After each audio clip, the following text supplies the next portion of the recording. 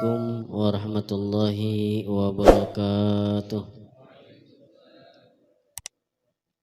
Bismillahirrahmanirrahim. Alhamdulillahilladzi syarrafa hadhil ummah bil manaqibil aliyah wa manna ala ba'dihim bi itla'i asrarihi wa ikhtara minhum bil wilayah. Wa usalli wa sallimu ala sayyidina Muhammad ma'dini asrari rabbaniyah wa ala alihi wa ashabihi wa tabi'i sunnatihi saniyah. Amma ba'd. Para habaib dan para alim ulama yang sama-sama kita muliakan, wabil khusus Habib Syahab Al-Idrus, mudah-mudahan sidin dan kita sabarataan diberikan kesehatan, keafiatan, kemudahan, dan mudah-mudahan kita sabarataan mendapatkan rahmat dari Allah Subhanahu wa taala. Para jamaah hadirin hadirat yang dirahmati oleh Allah Subhanahu wa taala. Alhamdulillah, sama-sama kita bersyukur kehadirat Allah atas limpahan taufik hidayah serta inayahnya sehingga kita sama-sama pada malam hari ini dapat berkumpul di tempat yang mulia memperingati manaqib orang yang mulia.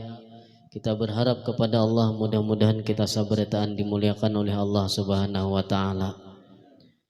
Salawat dan salam kita haturkan ke hariban junjungan Nabi kita, Nabi besar Muhammad sallallahu alaihi wasallam, dan kepada seluruh keluarga beliau, sahabat, pengikut ila yaumil qiyamah. Ulun ucapkan terima kasih kepada Haji Sufyan yang telah memberikan hidangan untuk acara pada malam hari ini. Mudah-mudahan amal ibadah sidin diterima oleh Allah Subhanahu wa taala. Hadirin hadirat yang dirahmati oleh Allah, Al-Alim Al-Allamah Al-Arif Billah Asy-Syaikh Muhammad Syarwani bin Abdan bin Yusuf bin Ahmad bin Saleh bin Tahir bin Syamsuddin bin Sa'idah binti Maulana Syekh Muhammad Arsyad Al-Banjari radhiyallahu anhum. Jadi beliau yang kita kenal biasanya dengan Guru Bangil atau Guru Syarwani Abdan. Beliau itu adalah seorang ulama yang hafal kitab suci Al-Quran, dan beliau juga menguasai berbagai pan ilmu pengetahuan agama, baik syariat, tarekat, dan hakikat.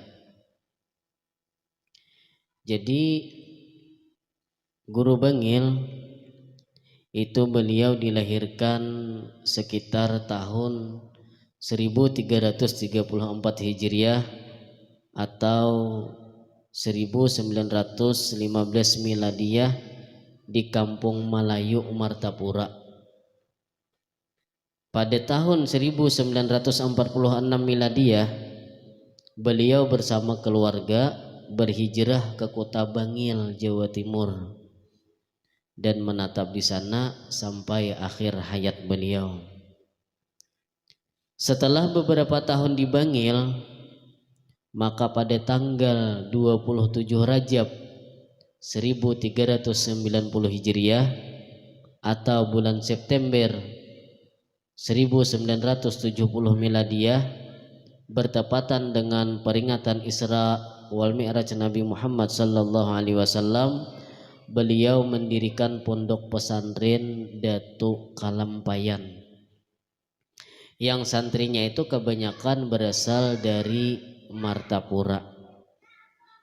Jadi kalau kita itulah pernah ke Bangil, jadi kada jauh pada masjid Bangil itu, Masjid Jami Bangil kada jauh. Di sana ada juga beberapa buah pesantren barak situ. Jadi pesantren Guru Bangil ini ngaran pesantren sidinto pesantren Datu Kalampayan. Jadi paham aja orang nih, berarti nih orang Banjar kan paham. Nah, setengah perkataan beliau kepada Guru Samman Mulia dan kepada Abah Guru Sakumpul. Ujar Sidin nang panting 6 perkara bersama-sama kita menadahnya. 6 perkara ini panting kita pinta lawan Allah Subhanahu wa taala.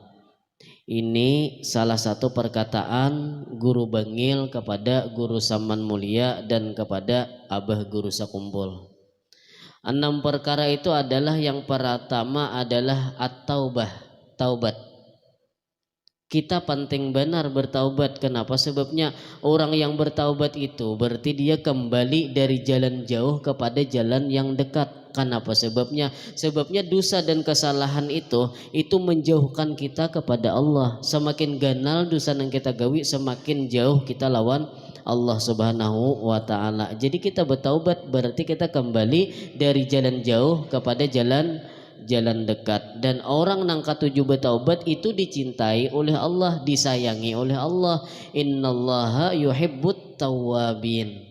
Jadi orang nang katujuh bertaubat itu dicintai oleh Allah. Kalau orang itu sudah dicintai oleh Allah, maka amal ibadahnya itu diterima oleh Allah. Jadi sehingga disebutkan siapakah at-tawwab, orang nang suka taubat itu bukan kada bersalah, tapi ketika bersalah itu cepat kembali, cepat bertaubat kepada Allah. Itu tawab, orang yang suka taubat. Dan ketika orang nang salah lawan inya, itunya cepat maampuni, memaafkan orang lain nang bersalah lawan inya. Orang nang itu dicintai oleh Allah Subhanahu wa taala. Yang kedua, maghfirah. Apa itu maghfirah? Maghfirah itu agar dimaafkan dosa dan supaya jangan disiksa. Jadi diantara mengundang maghfirahnya Allah itu di dalam kitab Khasaisul Ummatil Muhammadiyah disebutkan it'amut ta'am, memberi makan orang. Nah ini bagus sebenarnya amalan memberi makan orang nih. Ini kalau orang bahari itu diulahkan wirid. Arti diulah wirid itu ngapa? Nah misalnya kadakawa saben hari saben minggu barang memberi makan orang, kadakawa saben minggu saben bulan barang. Cuman kira-kira mun saben minggu tuh kawah aja bang, ya kalau lah kawah aja ambil hari misalnya hari nang paling mulia hari Jumaat misalnya. Nah pas benar imbah hari Jumaat lebaran itu nah bawai kakawanan kadakawa 10 berlima, kadakawa berlima berempat, kadakawa berempat berdua, ya kadakawa seikung barang. Memberi makani itu aja aku ngalih benar aja di rumah kadede orang nang bisa sangga ay amun ada duit bawai ke warung itu memberi makani juga tuh. Cuman memberi makani atau mentraktir itu pulang amun kawa tuh jangan betikas. Kalau kuai misalnya duit 2000 pinawani misalnya ayo nak kita ke warungan. Cuman kita minuman aja lah wadai jangan menjumput jananan kasihan orang. Jaka tahu pacang kade bawa wadai janya aku gin ade aja duit. Han jadi perlu benar kita mengulah wirid memberi makani orang. Sebabnya pian suala mendengar ada seseorang yang orang ini menggawi dosa sehingga orang itu fasik. Tapi diampuni oleh Allah, dapat maghfirah dari Allah. Kenapa sebabnya? Sebabnya memberi minum anjing. Rancak kira-kira nih kita mendengar kisah nang itu tadi. Bagaimana disebutkan orang telah memberi minum anjing yang kehausan itu diampuni oleh Allah. Bagaimana kalau orang itu memberi minum bukan anjing tapi manusia, bukan sekadar manusia tapi muslim, tapi bukan sekadar muslim bahkan orang yang beriman apalagi orang yang saleh. Itu luar biasa tuh fadilat keutamaannya.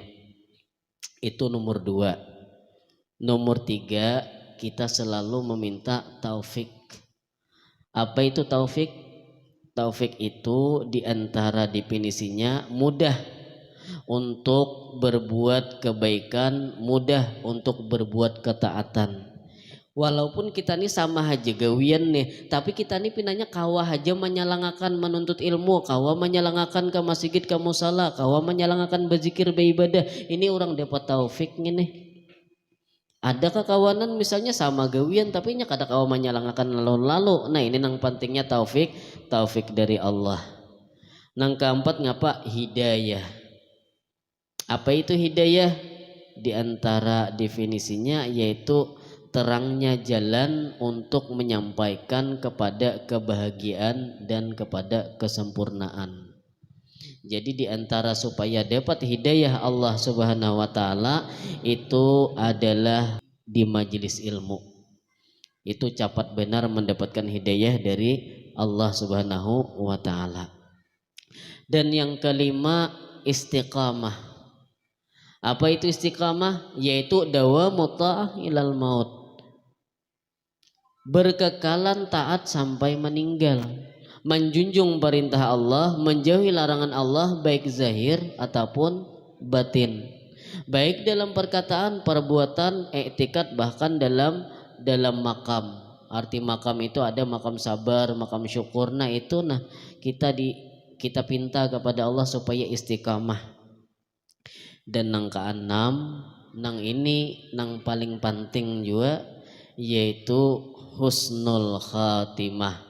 Minta supaya diwafatkan Allah dalam keadaan husnul khatimah. Kenapa sebabnya? Sebabnya ketika orang tuh beramal ibadah, rajin berbuat taat, tapi pas matinya, meninggalnya kade baik, itu seakan-akan sirna, hancur, sia-sia. Jadi orang nang beramal ibadah nang nilah sampai meninggal dunia, itu modelnya nang kayak orang sambahyang. Orang sambahyang tuh misalnya takbirnya sah, Fatihahnya sah, rukuknya sah, i'tidal sah, sujud sah. Cuman pas akhir hendak salam batal. Salah lagi. Kade sah lagi nang sabutingan mulai takbir itu tadi. Han kayak itu juga tuh walaupun rajin beramal, rajin beribadah, tapi pas akhir hayatnya suul khatimah naudzubillah, maka hancur amal ibadah nang digawe itu tadi. Itulah pentingnya kita minta kepada Allah husnul khatimah. Jadi dikisahkan dahulu ada seorang abid ahli ibadah, cuman inya merasa sudah banyak ibadah, modelnya tuh perasaannya asa pasti sudah tuh hidup meninggal dalam keadaan husnul khatimah, asa pasti itu sudah selamat di akhirat, sampai kada berdoa lagi husnul khatimah, kada meminta lagi husnul khatimah, akhirnya wafatnya dalam keadaan suul khatimah. Makanya bagus kita biasanya tuh nang kita astagfirullah li walil mu'minina wal mu'minat. Ada kalau yang bersambahyang kayaknya kita tutup dengan ya Allah biha ya Allah biha ya Allah bi husnil khatimah. Itu diantara doa supaya kita wafat dalam keadaan husnul khatimah. Jadi kalau kalimahnya yaitu supaya komplit nang 6 macam ini tadi, doanya Allahumma inna nas'aluka taubah wal maghfirah wat taufiqa wal hidayah wal istiqamah wa husnal khatimah. Nah ini bagus nih dibaca terus hari-hari nih supaya kita diberikan taubat, diberikan maghfirah, diberikan taufik, diberikan hidayah, diberikan istiqamah, dan diberikan husnul khatimah. Dan salah satu sebab supaya kita wafat dalam keadaan husnul khatimah, pertama taubat tadi jangan ditinggal. Taubat terus, semakin cangkal nih menggawi dosa, semakin cangkal nih menggawi kesalahan, lebih cangkallah bertaubat kepada Allah supaya taubat ini menghapus kesalahan kita. Ngapa lagi diantaranya rancaki membaca kalimah la ilaha illallah. Orang yang wafat dalam keadaan husnul khatimah lebih-lebih sebelum wafat kawa mengucapkan la ilaha illallah, itu ujar Nabi kita napa dakhalal jannah. Orang nang akhir kalamnya sebelum dia meninggal kalimah la ilaha illallah dakhalal jannah. Mudah-mudahan kita sabar dan wafat dalam keadaan husnul khatimah. Dan juga diantara amalan supaya kita husnul khatimah, perbanyak salawat kepada Rasulullah sallallahu alaihi wasallam dan mencintai orang-orang saleh. Dan kemudian beliau wafat yaitu Guru Bangil pada malam Selasa 13 Safar 1410 Hijriah, 11 atau 12 September pada tahun 1989 Miladiyah. Jadi jumlah umur beliau sekitar 74 tahun dan dimakamkan di pemakaman keluarga dari para habaib berbangsa Al-Haddad di Daud Bangil, dan makam beliau itu banyak dikunjungi orang dari berbagai daerah. Jadi amun orang suah toh anu ziarah ka bangil sana itu nampak aja pada pemakaman keluarga Habaib Al-Haddad itu sidin di luar bermakam, jadi pakai apa toh model kayak stainless kayak itu. Nah, dan mudah-mudahan kita sabarkan mendapatkan rahmat dari Allah Subhanahu wa taala. Mudah-mudahan berkat kita menguya-nguya orang saleh, kita sabartaan termasuk orang-orang yang cinta orang yang saleh. Amin ya rabbal alamin. Afdalul dzikri fa'lam annahu la ilaha illallah Muhammadur Rasulullah